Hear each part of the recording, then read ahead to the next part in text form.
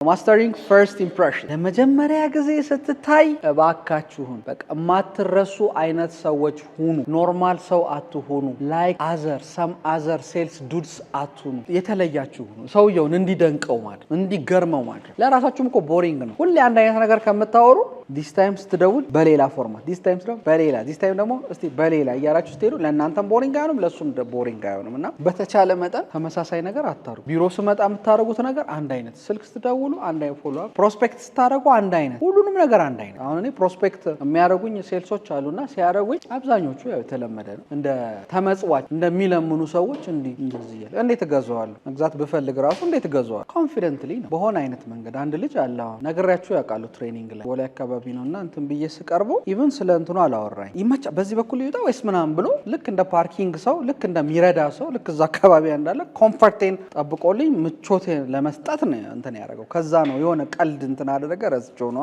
አስቆኝ ምናምን ከዛ ነው ወደ ወሬው ራሱ የገባ ነው ማለት ከተለዋወጠ አንዳንድ ነገሮች ምክር ሲፈልግ መክረዋለሁኝ ምናምን እና በጣም ደስ የሚል ቻርም ሲደውልልኝም በጣም ደስ የሚል በቃ እንደው እንትን ለማለት የሚከብድ አይነት እሱ ነው። አሁን ራሱ አልችልም ሌሎችስ ብትሉ ትዝ አይልኝ ማንም ትዝ ብሎኝ አያውቅም። እና ምን ልላችሁ ነው የማይረሳ አይነት ሰው ሁኑ ፕሊዝ። ቀስም ብሎ ጀስት ላይክ ሳምባዲ የራሳችሁን የሆነ ዩኒክ የሆነ ቫልዩ ያለው ነገር ፕሮቫይድ እናደርግ እና ሁሌም ይባላል ፕሮዳክቱን ከመግዛቷቸው በፊት ደንበኞች ስለ ፕሮዳክቱ ምንም እንትን የሚሉት ነገር እኮ የለም። ምንም የሚያውቁትም ነገር የለም። ምንም እንትን የሚሉት ነገር የለም። መጀመሪያ እናንተን ነው የሚያውቋችሁ። ስለዚህ ቅድሚያ የሚገዙት እናንተን። ስለዚህ እናንተን ሲገዟችሁ አለባበሳችሁ፣ ጠረናችሁ፣ ጸጉር አበጣጠራችሁ፣ አቀራረባችሁ፣ አነጋገራችሁ ሁሉ ነገራችሁ ላይ መሰራት አለ።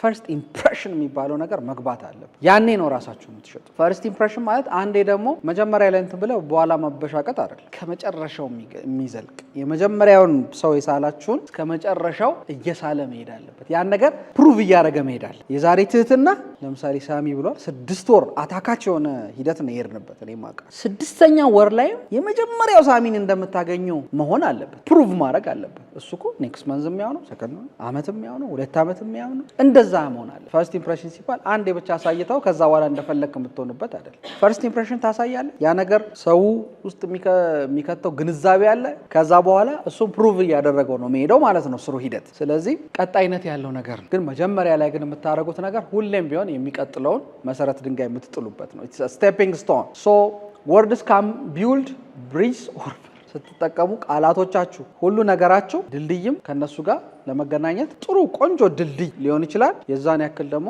የሚያጋይም ክፍተት የሚፈጥርም እንዳትገናኙ የሚያደርግም ነገር ነው።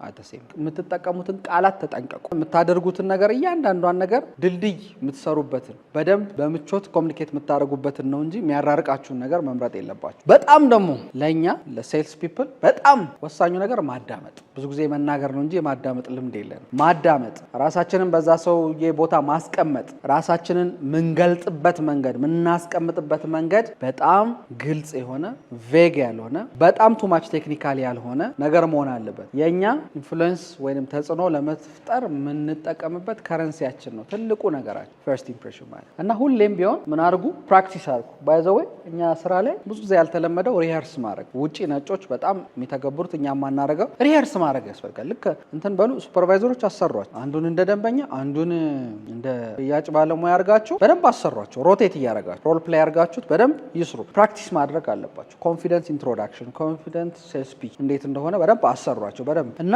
ፈገግታችሁን፣ ሁኔታችሁን ራሳችሁን በመስታወት እያያችሁ ጥሩ የምትሉትን ፈገግታ፣ ጥሩ የምትሉትን ፌሻል ኤክስፕሬሽን፣ ጥሩ የምትሉትን ገጽታ ተለማመዱ በመስታወት። ከዛ በኋላ ያንን ይዛችሁ ታቀርባላችሁ ወደ ሰውየው። ፈርስት ኢምፕሬሽን ላስቲንግ ሴል ምንም ጥያቄ የለም። ያ ፈርስት ኢምፕሬሽን ሄዶ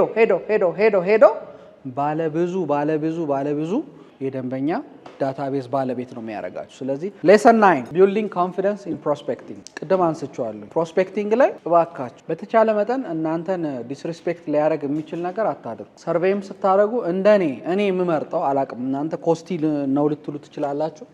ለምሳሌ እናንተ 200-300 ብር ታጣላችሁ ብዬ አላስብም። ለሱ ትቸገራላችሁ ይያላስ ሸራተን ሄዳችሁ ማኪያቶ ብታዙ 200-300 ብር በላይ ሆነ ሻይ ብታዙ አይሆን ይችላል። ሸራተን ሄደ ቁጭ ብለ ወይንም ሌላ 5 ስታር ሆቴል ሄደ ቁጭ ብለ ማኪያቶ አዘ በጣም ክራውድድ የሚሆንበት ሰዓት ላይ ማኪያቶን እየጠጣ ዞር ብለ ሰላም በሆነ አይነት ኮንዲሽን ፈጥረ ይሄ ሆቴል እኮ አይገርምም እንደዚህ ክራውድድ ሆነ ዛሬ ምን አለ ምናምን ብለ ተግባብተ ምን እንደምትሰራ ተነጋግረ ስልክ ተለዋውጠ መለያየት እኮ ትችላለህ። ዛትስ ፕሮስፔክቲንግ። ሁሌም እንደማወራው ጂም አንዱ በጣም ፖቴንሻል ክላይንት ያለበት ጂም ሄደ የወር ከፍለ በየቀኑ እየተግባባ ምንም ሳትሳቀቅ አንተም ሜምበር ነህ ያም ሜምበር ነው እየተግባባ ስልክ መውሰድ ትችላለህ። ዛትስ ፕሮስፔክቲንግ ማለት በዘመናዊ መንገድ ማድረግ እንችላለን። ኢንቨስት አድርገህ ማግኘት ትችላለህ። በየፓርኪንጉ ላይ አጀንዳን እየሄድክ ከምትሳቀቅ እንደዚህ ያረግ ሪዞርት ላይ ሜ እናንተም ተዝናኑ። በስ ፈታበሩ ሂዱ። ቅዳሜ ኦር እሑድ ደብረዘይት ቅርብ ነው። አጀንዳም ግድ የለም ይቅር በስልክ ያዝ።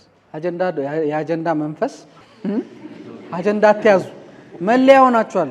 ሰው የሚያውቃችሁ በአጀንዳችሁ ነው። አትያዙ አጀንዳ። በስልክ መዝግብ። ከዛ ቤተ መታ አጀንዳ ላይ ተገረቡ። ቴክኖሎጂ ተጠቀሙ። ዘና እያላችሁ በቁምጣ በፓካውት ምናምን ሆነ ፕሮስፔክት መስራት ትችላል። ትራዲሽናል መንገዱን ሁሌ አትምረጡ እና ኮንፊደንስ ባይ ዘ ወይ ጊፍት አይደለም ስኪል ነው። እሺ የምታዳብረው ስኪል እንጂ ቦርን የምትሆነው የተለየ ነገር አይደለም። ስኪል ነው። እሱን ግን ያን ስኪል ለማሳደግ ብዙ ነገሮች ይፈልጋሉ። መጀመሪያ አይምሮህ ላይ መስራት፣ ከዛ ደግሞ ኢንቨስትመንት ካስፈለገ ኢንቨስት። ግድ የለም እቺ ጂሟን በ2018 ሞክሯት። ግድ የለም ኮሚሽን የበላችሁ ሰዎች አሁን ዝም ብለ ዩቲዩብ ላይ ምናምን 100,000 ምናምን ከምትከፍሉ ግድ የለም ስካይላይት 30,000 ብር ክፈሉና ሞክሯት። ታመሰግኑኛላችሁ። የአንድ ወር ክፈሉና 30,000 ግቡ።